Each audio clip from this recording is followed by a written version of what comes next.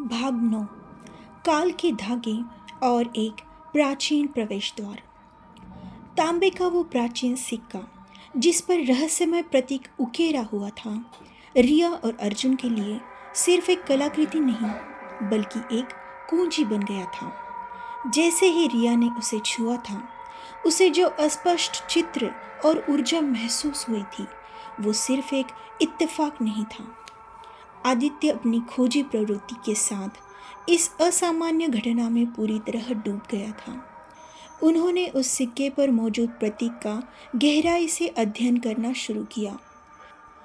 आदित्य ने अपनी पुरानी जासूसी के संपर्कों और दुर्लभ किताबों की मदद ली, जबकि रिया ने अपनी आर्किटेक्चर और प्राचीन इतिहास की जानकारी का उपयोग किया। कई दिनों की अथक रिसर्च के बाद उन्हें एक चौंकाने वाला तथ्य पता चला। वो प्रतीक केवल एक गुप्त समाज का नहीं था, बल्कि ये काल के धागे नामक एक प्राचीन अवधारणा से जुड़ा था। ये अवधारणा मानती थी कि समय रेखीय नहीं, बल्कि विभिन्न आयामों में बुना हुआ है और कुछ विशेष कलाकृतियाँ या स्थान इन आयामों के बीच प्रवेश द्वार का काम कर सकते हैं। इससे भी ज़्यादा अकल्पनीय बात ये थी कि उन्होंने ऐसे प्राचीन ग्रंथों का पता लगाया जिनमें रागिनी को हुई बीमारी जैसे लक्षणों का जिक्र था। इन ग्रंथों में ऐसी घटनाओं को काल विस्थापन का परिमाण बताया गया था, जहाँ किसी जीव की ऊर्जा या आत्मा का एक छोटा सा हिस्सा गलती से समय के दूसरे आयाम में खींच जाता है, जिससे उसका शरीर कमज़ोर पड़ने लगता है।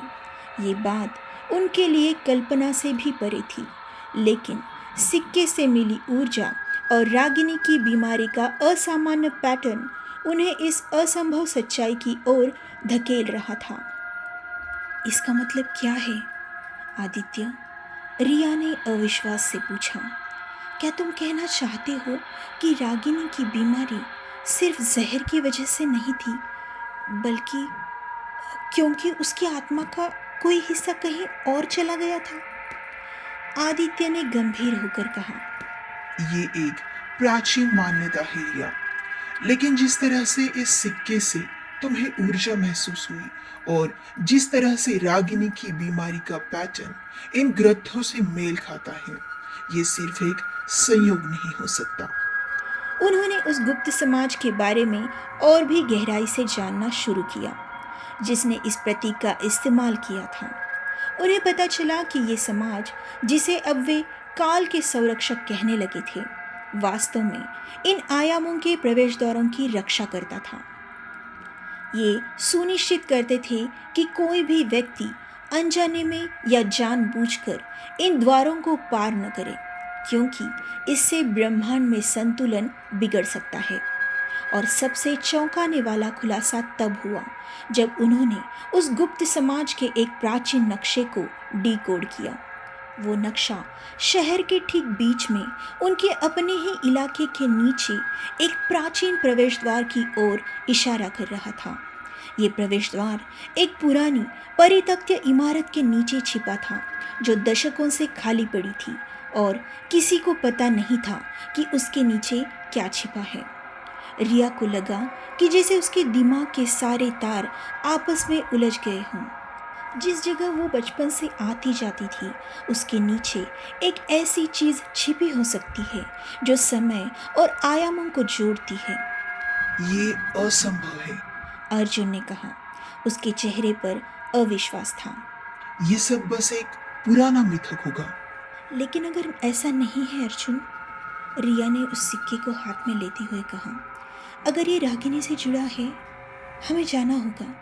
हमें पता लगाना होगा कि क्या यहाँ कोई कनेक्शन है। आदित्य ने भी रिया का समर्थन किया। मेरे पास इस जगह के ब्लूप्रिंट्स हैं, जो मैंने अपनी पिछली जांचों में इकट्ठा किए थे। उस इमारत के नीचे एक असामान्य संरचना है, जो किसी भी सामान्य इमारत जैसी नहीं लगती। उस रात तीनों ने मिलकर उस परित्यक्त इमारत में जाने का फैसला किया। उन्होंने पूरी तैयारी की, अपने साथ टॉर्च, उपकरण और आत्मरक्षा के लिए कुछ भी जो वे ले सकते थे लिया। उनके दिल डर और उम्मीद के बीच झूल रहे थे। क्या वे रागिनी से जुड़ी कोई और सच्चाई पा सकेंगे, या वे किसी ऐसी चीज़ में कदम रखने वाले थे जिसकी उन्होंने कभी कल्पना भी नहीं की थी। अंधेरी सुनसान रात में वे उस पुरानी इमारत के पास पहुंचे।